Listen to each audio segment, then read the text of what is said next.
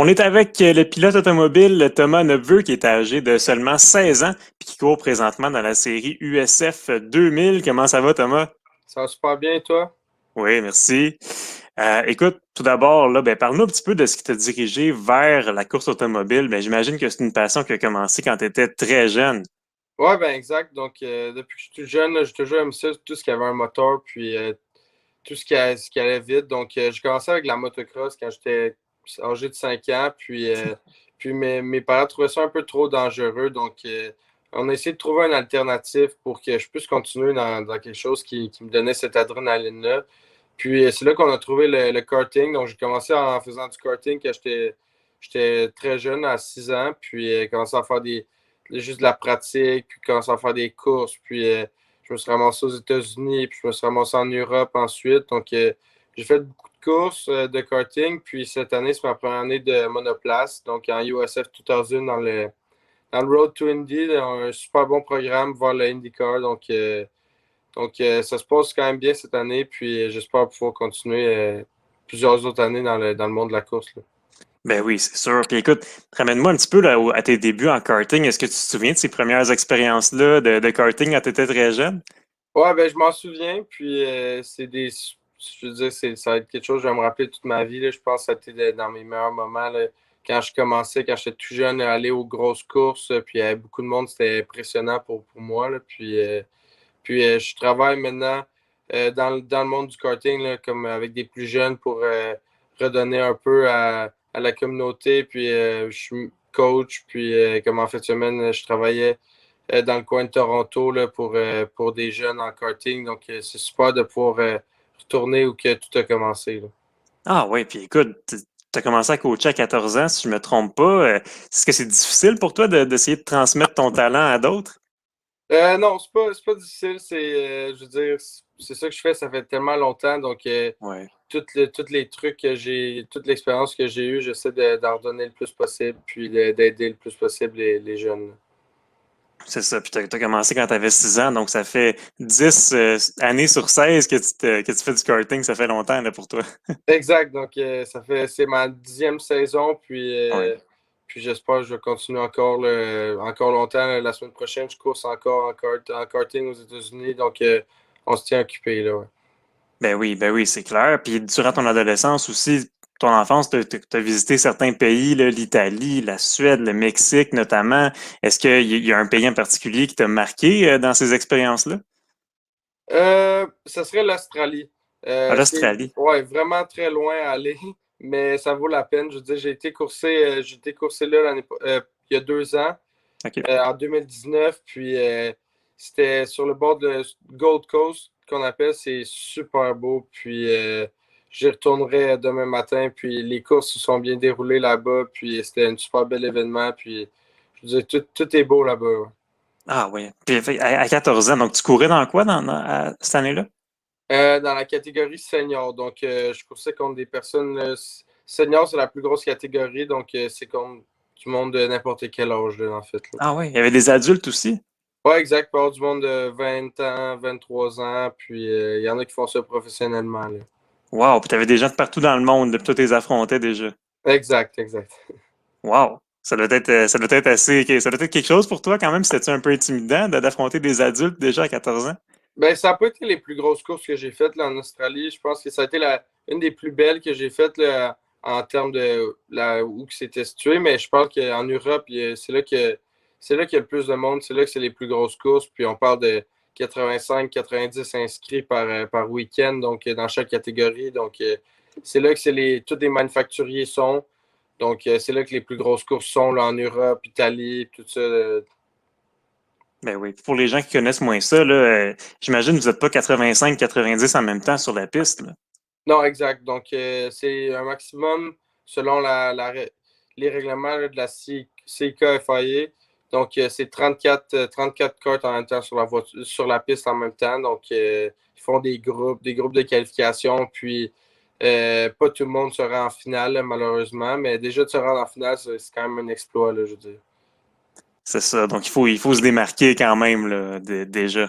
Moi, il faut se démarquer puisque tout le monde est super bon en Europe. Donc, Ouais, c'est difficile d'être spécial là-bas. Ben oui, c'est clair. Puis, écoute, sinon, là, durant ton enfance, tout ça, est-ce qu'il y a des pilotes qui t'ont inspiré? Est-ce que tu en as rencontré peut-être qui ont été des modèles pour toi dans ce cheminement-là? Ben, je sais pas si tu es familier un peu avec le IndyCar, puis cette Oui, oui. série-là, là. Des pilotes comme Oliver Askew, Cal Kirkwood qui est dans le Road to Indy, qui va sûrement se rendre à IndyCar, qui est maintenant à Indy Light. On a Oliver Askew, Pato Howard, qui est présentement avec McLaren à IndyCar. Donc, c'est des pilotes que j'ai été dans la même équipe quand j'étais plus jeune en corde, puis qui a aussi coursé en corde, donc puis qui ont passé par le même chemin que je passe. Donc, ça pour moi, c'est des modèles un peu qui ont fait le même chemin que je suis en train de faire, puis qui se rendent en IndyCar. Donc, ouais. Ouais, ça peut être assez inspirant, effectivement. Sinon, là, tu m'as dit que tu travaillais comme coach de karting. Évidemment, tu es souvent parti un peu partout dans le monde, comme tu l'as dit, tu es souvent aux États-Unis aussi. J'imagine qu'avec l'école, tout ça, ça doit être plus ou moins évident, là. Ben, c'est sûr, ça a été vraiment difficile, là, mon secondaire 5. Là, je veux dire, j'ai fini cette année. Puis tout mon secondaire, ça a été une chance que j'ai eu un bon programme. Puis j'ai été capable d'avoir seulement les cours de base là, avec mon programme Sport Élite. Puis j'ai eu du bon support de mes professeurs pour pouvoir m'aider à passer au travers là, de mon secondaire. Puis pour la suite, je sens aussi que ça va être compliqué aussi, mais faut le faire, faut continuer à l'école, puis faut mettre les efforts doubles quand on est là, puis quand on est aux courses, faut continuer à travailler à l'école un peu. Donc, on essaie de balancer le tout pour que tout se passe bien, mais c'est quand même compliqué, puisque l'année passée, là, par exemple, avec le COVID, c'est encore pire, avec la quarantaine qu'il y avait. Maintenant, ça va mieux. Mais je crois que j'ai été 5 6 jours à l'école en présentiel, donc c'est vraiment pas nombreux, là. Non, c'est sûr. Puis l'année prochaine, tu rentrerais au cégep, c'est ça? Exact, exact. Oui, oui. Ah, dans quoi tu te diriges? Ben, je sais pas encore, puis on OK. va voir, mais j'irai plus vers le côté business, puis on va voir c'est quoi que je vais aimer le plus après 1 an ou 2, puis je vais. Ouais, c'est clair. Puis la business aussi, ça a un rôle important en course automobile. Ça coûte beaucoup d'argent. Justement, tu es dans la série USF 2000 en ce moment. Ça doit pas être évident de rassembler tous les commanditaires à chaque année pour pouvoir persévérer là-dedans. Ouais, exact. Ben, tu l'as bien dit, là, je veux dire, les courses automobiles, c'est le plus important, là, c'est le nerf de la guerre, de la guerre, c'est vraiment l'argent. Puis sans tous les partenaires qui sont avec moi, tout le monde qui travaille très fort en dehors de la piste, je serais pas capable d'être là et de courser présentement. Donc, je suis vraiment reconnaissant pour tout le monde qui m'aide, mes parents aussi qui sont là pour moi. Donc, c'est. Puis à chaque année, c'est de plus en plus cher, de plus en plus de travail en dehors de la piste. Donc, ça va être compliqué, mais je crois qu'on a une bonne équipe, puis on va être capable de se rendre loin, là. Ben oui, c'est sûr. Puis justement, tu as parlé de ta famille un petit peu. Ça doit pas être évident pour eux autres non plus de devoir partir aussi souvent à un si jeune âge comme ça. Qu'est-ce qu'ils pensent de ta carrière jusqu'à maintenant? Ben, je pense qu'ils sont fiers, là, mais c'est sûr qu'ils ne me voient pas souvent. Puis j'ai un frère qui étudie aux États-Unis, donc qui part pendant plus de la moitié de l'année, là, qui joue au hockey. Puis il y a moi qui voyage tout le temps tout seul, puisque mes parents, là, ils doivent travailler aussi. Donc, c'est sûr que quand ils reviennent, ils veulent plus nous voir, puis ils sont contents de nous voir. Ben oui, c'est certain, c'est certain. Puis là, justement, ben, t'as été aux États-Unis, tu y retournes très bientôt. Qu'est-ce que ça représente pour toi, tout d'abord, d'être dans la série de développement là, USF 2000 qui est associée, peu pas, avec le IndyCar? Ben, ça fait des événements incroyables, là. Je veux dire, quand on est avec l'IndyCar, il y a beaucoup de spectateurs. Euh, Tout le monde qui s'occupe de la série, c'est extrêmement professionnel. Puis on va à des circuits qui sont incroyables. On a coursé cette année à plusieurs endroits, le Road America, Mid-Ohio, euh, toutes des pistes, le Barber, Motorsport Park, toutes des pistes qui sont incroyables, puis que seulement les grosses séries vont.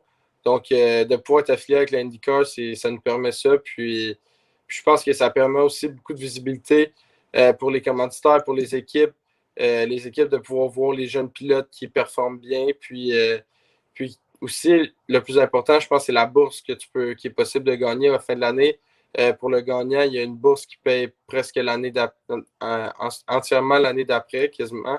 Donc, c'est sûr que c'est ça le but. Je pense que ça décrit bien la série. Là. C'est une bonne échelle pour apprendre puis pour se rendre vers l'IndyCar. Ben oui, puis là, présentement, tu es septième au championnat, si je ne me trompe pas. Est-ce que ça correspond un petit peu à tes attentes jusqu'à maintenant? Bien sûr, c'est ma première saison. Oui. Donc, ma première saison, beaucoup de monde que ça fait 2-3 ans qu'ils sont dans la série. Il y a beaucoup de. C'est très compétitif. Il y a 30 voitures cette année, 30-32 voitures au championnat. Donc, d'être septième, deuxième recrue à 1 point, pour moi, je suis quand même fier et je suis quand même content. Sûr que j'aurais aimé ça un top 5. Mais au début de l'année, ça a été un peu long de commencer à faire de plus en plus de points puis de me mettre en marche. Il y avait plus d'apprentissage à faire, dépasser les départs, etc. Donc, là, j'ai marqué ma première victoire un peu après le milieu de l'année. Donc, je pense que ça m'a donné un peu de momentum pour bien finir la saison. Là, il reste 2 événements puis 5 courses. Donc, un week-end de 3 courses à New Jersey, puis un week-end de 2 courses pour finir à Mid-Ohio. Donc, on va essayer de gagner le Rookie of the Year, puis si c'est possible, tout est possible dans les courses, mais si c'est possible, ce serait un top 5 au championnat, serait incroyable. Donc, il reste deux autres personnes à dépasser. On va tout donner pour la fin. Ben oui, t'es pas loin en tout cas. Puis en juin dernier, tu as eu ta première victoire là, à Road America, à moins d'1/10 de seconde devant ton plus proche rival. Là. Parle-nous un petit peu de cette course-là. Comment ça s'est passé? Exact, ben, c'était une course je pense que c'est ma meilleure course à vie, puis la course que j'ai été le plus stressé en même temps. Je partais septième, donc quand même assez loin, mais encore là, avec une piste comme Road America qui a 3 extrêmement longues lignes droites, avec l'aspiration, c'est possible de faire des dépassements, donc c'est une piste qui est bonne pour les courses, qui se course bien, puis j'ai été capable d'avoir un super bon départ pour gagner des 3 positions pour avancer en quatrième position. Puis après, avec la relance, là, j'ai été capable de me ramasser troisième après le premier coin. Puis au bout de deuxième, pardon, je me rappelle plus super bien là, c'est quoi, mais Pas de en problème. fait, après la relance, c'était 3 ou 4e. Puis après la relance, j'étais capable dans les lignes droites. Puis de tomber premier. Puis de ce moment-là, je me suis battu beaucoup avec la deuxième position. Puis j'ai été capable de distancer un peu avec le monde qui se bataillait un peu à l'arrière. Puis j'ai été capable de rester premier, mais c'était été extrêmement difficile là, à la fin. On était côte à côte presque tout le tour au complet, donc c'était vraiment serré. Puis c'était un bon pilote d'expérience qui a fini deuxième. Donc, ça a été une victoire très importante, là, puis qui a fait du bien. Là. Ben oui, c'est clair. Puis quand tu dis pilote d'expérience, est-ce que c'est des pilotes qui sont dans la vingtaine ou c'est tout du monde à peu près dans la 16, 18, 19 ans? Ben, il y a certains pilotes qui ont 20, 21, mais c'est Ouais. surtout. Ben, je suis quand même dans les jeunes, mais il y a Mhm. surtout des pilotes dans la tranche d'âge de 18, 19, 20 ans. Là, ouais. OK. OK. Parce que c'est 15 ans et plus cette ligue-là. Là. Exact, exact. C'est ça. Mais à 16 ans, je suis quand même dans les jeunes, puis c'est ma première saison. Donc, je veux dire, 2 saisons, c'est beaucoup de courses. Donc, puis aussi, qu'est-ce qui arrive avec notre série, c'est que le testing est limité. Donc, quand la saison commence, il y a seulement 2 journées de testing possibles. Donc, ça limite un peu ton temps de piste, ça limite ce que tu peux apprendre avec la voiture. Donc, c'est pour ça que les courses c'est là que tu gagnes toute ton expérience. Là. Ben oui, c'est ça. Tu te retrouves au départ de la première course puis tu n'as quasiment jamais touché au volant. Là. Exact. Donc, il y a beaucoup de pre-season tests qui sont faits. Mais une fois que c'est la première course, là, c'est seulement aux courses que tu conduis. Donc, c'est important de maximiser les pratiques avant les courses. Là. Tout à fait. Puis sinon, là, pour l'avenir, tu m'as parlé beaucoup d'IndyCar. Est-ce que c'est ça ton plus grand rêve ou même peut-être la Formule 1? Dans quelle série tu aimerais ça courir plus tard? Ben, je pense que la Formule 1, c'est quelque chose qui est un peu impensable. C'est quelque chose qui coûte beaucoup trop de sous, puis qui est sûr que si j'ai l'opportunité à un moment donné, c'est sûr que je vais dire oui. Mais je pense que l'IndyCar, c'est quelque chose qui est assez réalisable. Puis c'est une super belle série qui prend beaucoup de place là, en ce moment aux États-Unis, qui grossit beaucoup, puis que les courses sont super bonnes. On a vu une course en fin de semaine à Nashville qui était assez incroyable. Donc, l'IndyCar, ce serait incroyable. Puis ensuite, il y aurait les courses d'endurance aux États-Unis là, avec les IMSA qui sont des super belles courses aussi. Donc, on va voir là, selon les opportunités, puis selon ce qui se passe, là, où je vais me rendre. Ben oui, c'est clair. Ben écoute, on te souhaite la meilleure des chances, en tout cas, pour ton développement. On va suivre ça avec beaucoup d'intérêt. Puis merci beaucoup, Thomas, d'être venu faire un tour parmi nous ce soir. Merci beaucoup. Salut.